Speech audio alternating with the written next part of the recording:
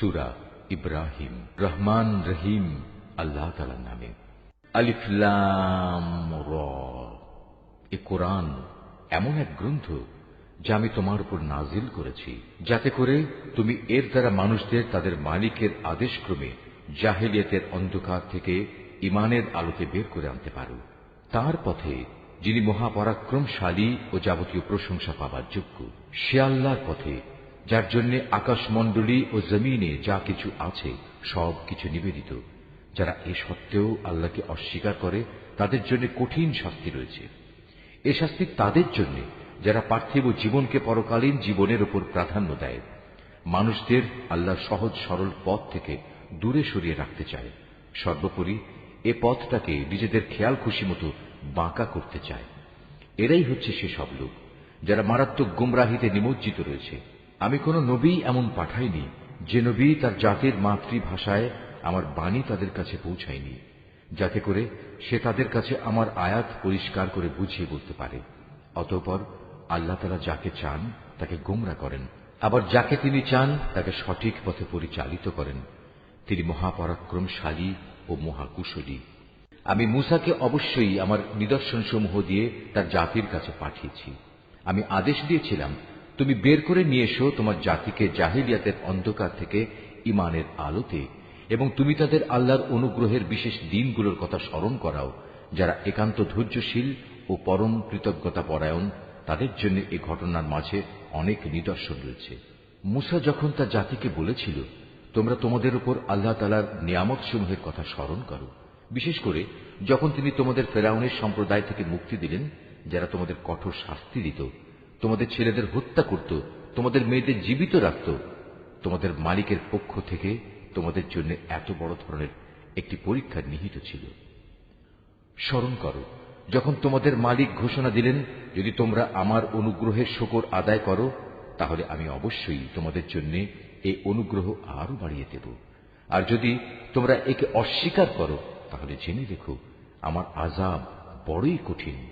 মূসা তার জাতিকে আরো বলেছিল, তোমরা এবং পৃথিবীর অন্য সব মানুষ একত্রেও যদি আল্লাহর নিয়ামত অস্বীকার করো, তাতে আল্লাহর কিছুই ক্ষতি হবে না, কেননা আল্লাহ তাআলা হচ্ছেন যাবতীয় অভাব অভিযোগ থেকে মুক্ত, প্রশংসার দাবিদার। তোমাদের কাছে কি তোমাদের আগেকার লোকদের সংবাদ এসে পৌঁছয়নি? নূহের, আদ, সামুদ সম্প্রদায়ের ও তাদের পরবর্তী জাতিসমূহ, যাদের বিবরণ আল্লাহ তাআলা ছাড়া আর কেউই জানে না। সবার কাছেই তাদের নবীরা আমার আয়াতসমূহ নিয়ে এসেছিল। অতঃপর তারা তাদের নিজেদের হাত তাদের মুখে রেখে কথা বলতে তাদের বাধা দিত এবং বলত, যা কিছু পয়গাম নিয়ে তুমি আমাদের কাছে প্রেরিত হয়েছ তা আমরা স্পষ্টত অস্বীকার করি। তাছাড়া যে দিনের দিকে তুমি আমাদের ডাকছ সে বিষয়েও আমরা সন্দেহে নিমজ্জিত আছি। তাদের রসুলরা তাদের বলল, তোমাদের কি আল্লাহ তাআলা সম্পর্কে কোনো সন্দেহ রয়েছে, যিনি আসমান সমূহ ও জমিনের সৃষ্টিকর্তা? তিনি তোমাদের তার নিজের দিকে ডাকছেন, যেন তিনি তোমাদের গুনাহসমূহ মাফ করে দিতে পারেন এবং একটি নির্দিষ্ট সময় পর্যন্ত তোমাদের অবকাশ দিয়ে সংশোধনের সুযোগ দিতে পারেন। এ কথার পর তারা বলল, তোমরা তো হচ্ছ আমাদের মতোই কতিপয় মানুষ। আমাদের বাপ দাদারা যাদের ইবাদত করত, তোমরা কি তা থেকে আমাদের বিরত রাখতে চাও? তাহলে তোমাদের দাবির পক্ষে আমাদের কাছে কোনো সুস্পষ্ট দলিল প্রমাণ নিয়ে এসো। নবীরা তাদের বলল, এটা ঠিক, আমরা তোমাদের মতো কতিপয় মানুষ ছাড়ার অন্য কিছু নই, কিন্তু আল্লাহ তাআলা তাঁর বান্দাদের মধ্যে থেকে যাকে চান নবুয়তের দায়িত্ব দিয়ে তার উপর তিনি অনুগ্রহ করেন, আর আল্লাহ তাআলার অনুমতি ব্যতি রেখে দলিল উপস্থাপনের কোনো ক্ষমতাই আমাদের নেই। আর ঈমানদারদের তো এসব ব্যাপারে আল্লাহর ফয়সালার উপরে নির্ভর করা উচিত। তাছাড়া আমরা আল্লাহ তাআলার উপর নির্ভর করবই বা না কেন? তিনি আমাদের জাহেলিয়াতের অন্ধকার থেকে আলোর পথসমূহে হেদায়েত দান করেছেন। এই আলোর পথে তোমরা আমাদের যে কষ্ট দিচ্ছ তাতে অবশ্যই আমরা ধৈর্য ধারণ করব। সর্বশেষে কারো উপর নির্ভর করতে হলে সবার আল্লাহর উপরে নির্ভর করা উচিত। কাফেররা তাদের রসুলদের বলল, আমাদের ধর্মীয় গোত্রে তোমাদের ফিরে আসতেই হবে, নতুবা আমরা তোমাদের আমাদের দেশ থেকে বহিষ্কার করে দেব। অতঃপর ঘটনা চরমে পৌঁছলে তাদের মালিক তাদের কাছে এই বলে ওহী পাঠালেন, আমি অবশ্যই জালেমদের বিনাশ করে দেব, আর তাদের নির্মূল করে দেওয়ার পর তাদের জায়গায় আমি অবশ্যই তোমাদের প্রতিষ্ঠিত করব। আমার এই পুরস্কার এমন প্রতিটি মানুষের জন্য যে ব্যক্তি আমার সামনে জবাবদিহিতার জন্য দাঁড়ানোকে ভয় করে এবং আমার কঠোর শাস্তিকেও ভয় করে, এর মোকাবেলায় ওরা একটা চূড়ান্ত ফয়সালা চাইল, আর সে ফয়সালা মোতাবেক প্রত্যেক দুরাচার ও স্বৈরাচারী ব্যক্তি ধ্বংস হয়ে গেল। তার একটু পিছনেই রয়েছে জাহান্নাম, সেখানে তাকে গলিত পুঁজ জাতীয় পানি পান করানো হবে। সে অতি কষ্টে তা গলধকরণ করতে চাইবে, কিন্তু গলধকরণ করা তার পক্ষে কোনো মতেই সম্ভব হবে না। উপরন্তু চারদিক থেকেই তার উপর মৃত্যু আসবে, কিন্তু সে কোনো মতেই মরবে না, বরং তার পেছনে থাকবে কঠোর আযাব। যারা তাদের মালিককে অস্বীকার করে তাদের ভালো কাজের প্রতিফল পাওয়ার উদাহরণ হচ্ছে ছাই ভস্যের একটি স্তূপের মতো। ঝড়ের দিন প্রচন্ড বাতাস এসে যা উড়িয়ে নিয়ে যায়, এভাবে ভালো কাজের দ্বারা যা কিছু এরা অর্জন করেছে তার দ্বারা তারা কিছুই করতে সক্ষম হবে না। আর এটাই হচ্ছে এক মারাত্মক গুমরাহী। হে মানুষ, তুমি কি দেখতে পাও না আল্লাহ তাআলা আসমান সমূহ ও জমিনকে যথাবিধি সৃষ্টি করেছেন? তোমরা যদি এর উপর না চলো তাহলে তিনি ইচ্ছা করলে এই জমিন থেকে তোমাদের অস্তিত্ব বিলুপ্ত করে নতুন কোন সৃষ্টি তোমাদের জায়গায় আনায়ন করতে পারেন। আর এটা বিপুল ক্ষমতাবান আল্লাহর কাছে মোটেই কঠিন কিছু নয়। মহাবিচারের দিন তারা সবাই আল্লাহর সামনে উপস্থিত হবে। যারা দুনিয়ায় দুর্বল ছিল তারা তাদের উদ্দেশ্য করে যারা অহংকার করত বলবে, দুনিয়ায় আমরা তো তোমাদের অনুসারেই ছিলাম, আজ কি তোমরা আল্লাহর আযাব থেকে সামান্য কিছু হলেও আমাদের জন্য কম করতে পারবে? তারা বলবে, আল্লাহ তাআলা যদি আমাদের আজ নাজাতের কোনো পথ দেখিয়ে দিতেন তাহলে আমরা তোমাদেরও তা দেখিয়ে দিতাম। মূলত আজ আমরা ধৈর্য ধরি কিংবা ধৈর্যহারা হই, উভয়টাই আমাদের জন্য সমান কথা। আল্লাহর আযাব থেকে আজ আমাদের কোনোই নিষ্কৃতি নেই। যখন বিচার ফয়সালা হয়ে যাবে তখন শয়তান জাহান্নামীদের বলবে, আল্লাহ তাআলা তোমাদের সাথে যে ওয়াদা করেছেন তা ছিল সত্য ওয়াদা। আমিও তোমাদের সাথে একটি ওয়াদা করেছিলাম, কিন্তু আমি তোমাদের সাথে ওয়াদার বরখেলাপ করেছি। আসলে তোমাদের উপর আমার তো কোনো আধিপত্য ছিল না, আমি তো শুধু এটুকুই করেছি, তোমাদের আমার দিকে ডেকেছি, অতঃপর আমার ডাকে তোমরা সাড়া দিয়েছ। তাই আজ আমার প্রতি তোমরা কোন রকম দোষারোপ করো না, বরং তোমরা তোমাদের নিজেদের উপরই দোষারোপ করো। আজ আমি যেমন তোমাদের উদ্ধারে কোন রকম সাহায্য করতে পারবো না, তেমনি তোমরাও আমার উদ্ধারে কোনো সাহায্য করতে পারবে না। তোমরা যে আগে আমাকে আল্লাহ শরীক বানিয়েছ, আমি তাও আজ অস্বীকার করছি। এমন সময় আল্লাহর ঘোষণা আসবে, অবশ্যই জালেমদের জন্য রয়েছে কঠিন আযাব। অপরদিকে যারা আল্লাহ তাআলার উপর ঈমান আনে এবং সে অনুযায়ী নেক কাজ করে, তাদের এমন এক জান্নাতে প্রবেশ করানো হবে যার পাদদেশে প্রবাহিত হবে রং বেরঙের ঝর্ণাধারা। সেখানে তারা তাদের মালিকের অনুমতিক্রমে অনন্তকাল অবস্থান করবে। সেখানে চারিদিক থেকে সালাম সালাম বলে তাদের অভিবাদন হবে। তুমি কি লক্ষ্য করনি আল্লাহ তাআলা কালেমায়ে তাইয়্যিবার কি সুন্দর উপমা পেশ করেছেন? এই কালেমা যেন একটি উৎকৃষ্ট জাতের গাছ, যার মূল জমিনে সুদৃঢ়, যার শাখা প্রশাখা আসমানে বিস্তৃত, সেটি প্রতি মৌসুমে তার মালিকের আদেশে ফল দান করে। আল্লাহ তাআলা মানুষদের জন্য এভাবেই উপমা পেশ করেন, যাতে করে তারা এসব উপমা থেকে শিক্ষা গ্রহণ করতে পারে। আবার খারাপ কালেমার তুলনা হচ্ছে একটি নিকৃষ্ট বৃক্ষের মতো, যাকে জমিনের উপরিভাগ থেকেই মূলোৎপাটন করে ফেলা হয়েছে, এর কোন রকম স্থায়িত্বও নেই। আল্লাহ তাআলা ঈমানদারদের তার শাশ্বত কালেমা দ্বারা মজবুত রাখেন।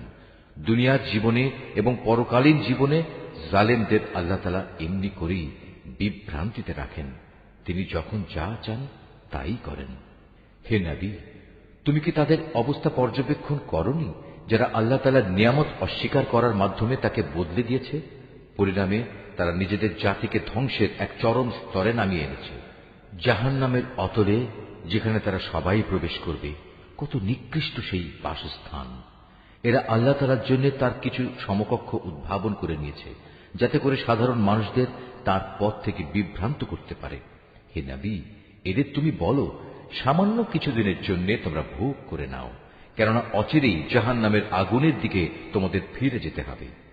হে নবী, আমার যে বান্দা ঈমান এনেছে, তুমি তাদের বলো তারা যেন নামাজ প্রতিষ্ঠা করে এবং আমি তাদের যে রিজিক দিয়েছি তা থেকে যেন তারা আমারই পথে ব্যয় করে, গোপনে কিংবা প্রকাশ্যে। কিয়ামতের সে দিনটি আসার আগে, যেদিন মুক্তির জন্য কোন রকম সম্পদের বেচাকেনা চলবে না, না এর জন্য কারো কোন রকমের বন্ধুত্ব কাজে লাগবে। তিনিই মহান আল্লাহ তাআলা, যিনি আসমান সমূহ ও জমিন সৃষ্টি করেছেন এবং আসমান থেকে পানি বর্ষণ করেছেন, তা দিয়ে আবার জমিন থেকে তোমাদের জীবিকার জন্য নানা প্রকারের ফলমূল উৎপাদন করেছেন। তিনি যাবতীয় জলযানকে তোমাদের অধীন করেছেন, যেন তাঁরই ইচ্ছা অনুযায়ী তা সমুদ্রে বিচরণ করে বেড়ায়, এবং এ কাজের জন্য তিনি নদী নালাকেও তোমাদের অধীন করে দিয়েছেন। তিনি চন্দ্র সূর্যকেও তোমাদের অধীন করে দিয়েছেন। এর উভয়টা একই নিয়মের অধীনে চলে আসছে। আবার তোমাদের সুবিধার জন্য রাত দিনকেও তিনি তোমাদের অধীন করেছেন। তোমরা তার কাছ থেকে প্রয়োজনে যত কিছুই চেয়েছ, তার সবই তিনি তোমাদের সামনে এনে হাজির করেছেন। এবং তোমরা যদি সত্যি সত্যি তার সব নিয়ামত গণনা করতে চাও, তাহলে কখনোই তা গণনা করে শেষ করতে পারবে না। মানুষ আসলেই অতিমাত্রায় সীমা লঙ্ঘনকারী ও নিয়ামতের প্রতি অকৃতজ্ঞ বটে। স্মরণ করো, যখন ইব্রাহিম আল্লাহর কাছে দোয়া করল, হে মালিক, এ মক্কা শহরকে শান্তি ও নিরাপত্তার শহরে পরিণত করো, এবং আমাকে ও আমার সন্তান সন্ততিদের মূর্তি পূজা করা থেকে দূরে রেখো। হে আমার মালিক, নিঃসন্দেহে এ মূর্তিগুলো বহু মানুষকে গোমরা করেছে। অতঃপর যে আমার আনুগত্য করবে সে আমার দলভুক্ত হবে, আর যে ব্যক্তি আমার নাফরমানি করবে তার দায়িত্ব তোমার উপর নয়। নিশ্চয়ই তুমি ক্ষমাশীল ও পরম দয়ালু। হে আমাদের মালিক, আমি আমার কিছু সন্তানকে তোমার পবিত্র ঘরের কাছে একটি অনুর্বর উপত্যকায় এনে আবাদ করলাম, যাতে করে হে আমাদের মালিক এরা নামাজ প্রতিষ্ঠা করতে পারে। তুমি তোমার দয়ায় এমন ব্যবস্থা করো যেন মানুষদের অন্তর এদের দিকে অনুরাগী হয়। তুমি ফলমূল দিয়ে তাদের রিজিকের ব্যবস্থা করো, যাতে ওরা তোমার নিয়ামতের শুকর আদায় করতে পারে। হে আমাদের মালিক, আমরা যা কিছু গোপন করি এবং যা কিছু প্রকাশ করি, নিশ্চয়ই তুমি তা সব জানো। আসমান সমূহে কিংবা জমিনের যেখানে যা কিছু ঘটে, এর কোনোটাই আল্লাহর কাছে গোপন থাকে না। সব প্রশংসা আল্লাহ তাআলার জন্য, যিনি আমাকে আমার এ বৃদ্ধ বয়সে ইসমাইল ও ইসহাক তুল্য দুটো নেক সন্তান দান করেছেন। অবশ্যই আমার মালিক তার বান্দাদের দোয়া শোনেন। হে আমার মালিক, তুমি আমাকে নামাজ প্রতিষ্ঠাকারী বানাও, আমার সন্তানদের মাঝ থেকেও নামাজি বান্দা বানাও। হে আমাদের মালিক, আমার দোয়া তুমি কবুল করো। হে আমাদের মালিক, যেদিন চূড়ান্ত হিসাব কিতাব হবে, সেদিন তুমি আমাকে, আমার পিতামাতাকে এবং সকল ঈমানদার মানুষদের তোমার অনুগ্রহ দ্বারা ক্ষমা করে দিও। হে নবী, তুমি কখনো মনে করো না এ জালেমরা যা কিছু করে যাচ্ছে তা থেকে আল্লাহ তাআলা গাফিল রয়েছেন। আসলে তিনি তাদের সেদিন আসা পর্যন্ত অবকাশ দিয়ে রাখছেন, যেদিন তাদের চক্ষু স্থির হয়ে যাবে। তারা আকাশের দিকে চেয়ে ভীত সন্ত্রস্ত অবস্থায় দৌড়তে থাকবে। তাদের নিজেদের প্রতি নিজেদের কোনো দৃষ্টি থাকবে না, ভয়ে তাদের অন্তর বিকল হয়ে যাবে। হে নবী, তুমি মানুষদের একটি ভয়াবহ দিনের আযাব আসা থেকে সাবধান করে দাও। এমন দিন সত্যি যখন এসে হাজির হবে, তখন এ জালিম লোকেরা বলবে, হে আমাদের মালিক, আমাদের তুমি কিছুটা সময়ের জন্য অবকাশ দাও। এবার আমরা তোমার ডাকে সাড়া দেব এবং আমরা তোমার রসুলদের অনুসরণ করব। জবাবে বলা হবে, তোমরা কি সেসব লোক যারা ইতিপূর্বে শপথ করে নিজেদের মধ্যে বলাবলি করতে, তোমাদের এই জীবনের কোনোই ক্ষয় নেই, অথচ তোমরা তাদের পরিত্যক্ত বাসভূমিতেই বাস করতে, যারা তোমাদের আগে নিজেদের উপর নিজেরা জুলুম করেছিল। এবং এ কারণে আমি তাদের প্রতি কি এ ধরনের আচরণ করেছিলাম তাও তোমাদের কাছে সুস্পষ্ট ছিল। তোমাদের জন্য আমি তাদের দৃষ্টান্ত উপস্থাপন করেছিলাম। সোজা পথে এরা বিভিন্ন চক্রান্তের পন্থা অবলম্বন করেছে। আল্লাহর কাছে তাদের সেসব চক্রান্ত লিপিবদ্ধ আছে, যদিও তাদের সে চক্রান্ত দেখে মনে হচ্ছিল তা বুঝি পাহাড় টলিয়ে দিতে পারবে। হে নবী, তুমি কখনো আল্লাহ তাআলাকে তার নবীদের দেয়া প্রতিশ্রুতি ভঙ্গকারী মনে করো না। অবশ্যই আল্লাহ তাআলা মহাপরাক্রমশালী ও প্রতিশোধ গ্রহণকারী। প্রতিশোধ হবে সেদিন যেদিন এ পৃথিবী ভিন্ন আরেক পৃথিবী দ্বারা পরিবর্তিত হয়ে যাবে। একইভাবে আসমানসমূহ ভিন্ন আসমানসমূহ দ্বারা বদলে যাবে এবং মানুষরা সব হিসাবের জন্য এক মহা ক্ষমতাধর মালিকের সামনে গিয়ে হাজির হবে। সেদিন তুমি অপরাধীদের সবাইকে শৃঙ্খলিত অবস্থায় দেখতে পাবে। ওদের পোশাক হবে আলকাত্রার মতো বিভৎস, তাদের মুখমণ্ডল আগুন আচ্ছাদিত করে রাখবে। এটা এই কারণে আল্লাহ তাআলা প্রতিটি অপরাধী ব্যক্তিকেই তার কর্মের প্রতিফল দেবেন। অবশ্যই আল্লাহ তাআলা হিসাব গ্রহণে অত্যন্ত তৎপর।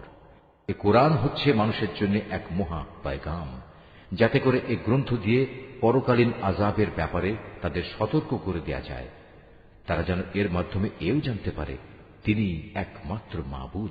সর্বোপরি বোধ শক্তি সম্পন্ন ব্যক্তিরা যাতে করে এর দ্বারা উপদেশ গ্রহণ করতে পারে।